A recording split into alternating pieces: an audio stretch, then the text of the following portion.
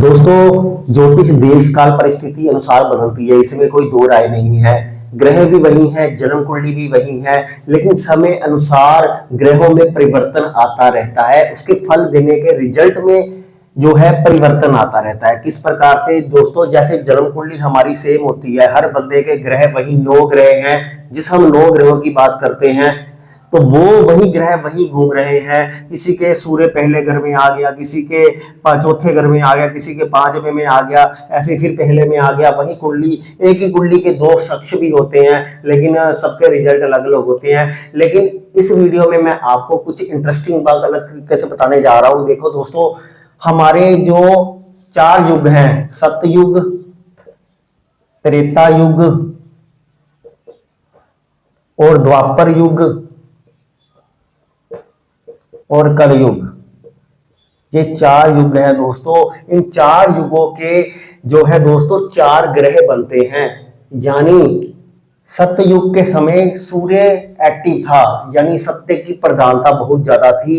ऐसे में क्या होता था कि हमारी जन्म कुंडली के पीछे सूर्य की शक्ति विराजमान थी, इसलिए ग्रह जो भी कार्य करते थे बृहस्पति सूर्य की अधीनता के नीचे करते थे, यानी सूर्य की पावर होती थी। इसीलिए सतयुग को इसलिए सूर्य के अधीन कहा जाता है। जन्म कुंडली के वो ग्रह थे वैसे वैसे फल देते थे, इसलिए वहां पर सूर्य बृहस्पति अच्छे फल देते थे। जैसे ही त्रेता युग आया तो वो गुरु का युग था। यहाँ पर नीति, धर्म, विवेक, सूर्यवंशी प्रभु श्री राम का जन्म हुआ। तो इस प्रकार से त्रेता युग में बृहस्पति की प्रधानता बहुत ज्यादा थी, तो वहां पर बृहस्पति पूर्ण रूप से एक्टिव था। जैसे आज कलयुग में बृहस्पति की महादशा अच्छा फल नहीं दे रही, बृहस्पति एक्टिवेट नहीं है। इसका कारण इसी में से छुपा हुआ है, क्योंकि सतयुग के समय सूर्य एक्टिवेट था, त्रेता युग के समय गुरु एक्टिवेट था और द्वापर युग के समय चंद्रमा ज्यादा एक्टिव था। जी हाँ दोस्तों, चंद्रमा भी बढ़ता बढ़ता रहता है, ये मन पर बहुत प्रभाव डालता है। ये मन का खेल के कारण ही महाभारत हुई है,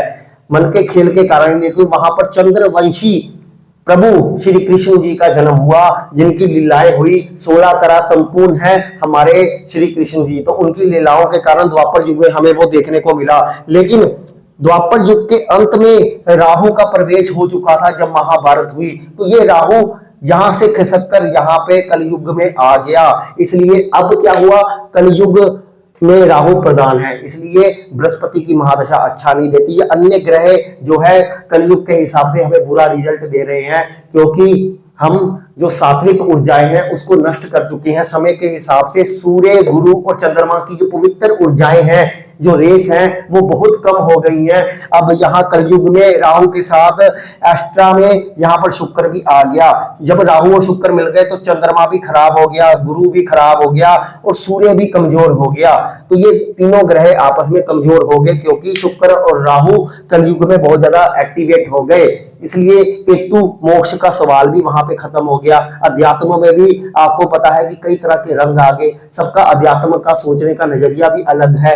कोई अध्यात्म को अपने लिए प्रयोग कर रहा है, ईश्वर को पाने के लिए, अपने अंदर के तमोगुण को दूर करने के लिए अध्यात्म का प्रयोग नहीं किया जा रहा कलयुग में। सिर्फ पब्लिक को दिखाने के लिए और सोशल मीडिया में फेम पाने के लिए, या फिर कुछ लोग जो अच्छे भक्त भी हैं वो भी ग्रस्त सुख को भोग रहे हैं। ऐसा नहीं है कि उन्होंने ग्रस्त को वहां पर विदा कर दिया और वो कलयुग के हिसाब से राहु कहीं ना कहीं उनमें है, लेकिन जो अच्छे केतु वाले होंगे वो किसी ना किसी तरीके से उन्होंने राहु को कंट्रोल किया होगा, बस इतना सही फर्क है। लेकिन बहुत कम है, 1-आधा% ही इसकी मात्रा रह गई है, क्योंकि राहु ने पूर्ण रूप से कलयुग पर कब्जा कर लिया है। इसलिए जन्म कुंडली में अगर कोई भी ग्रह बलवान है, सूर्य उच्च राशि में बैठा है, गुरु उच्च राशि में बैठा है, लेकिन वो राहु के अधीन है, नीचे जो पीछे जन्म कुंडली के पीछे का जो बॉक्स है वो राहु के अधीन है, उसके ऊपर सभी ग्रह काम कर रहे हैं। तो आप खुद बताइए, इसलिए कलयुग में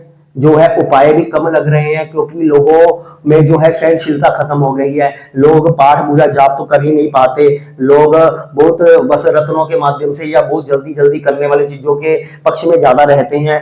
और सबसे बड़ी बात है कि राहु जैसा ही भोग पसंद करते हैं हर चीज में। बृहस्पति को किसी को स्वीकार्य है ही नहीं।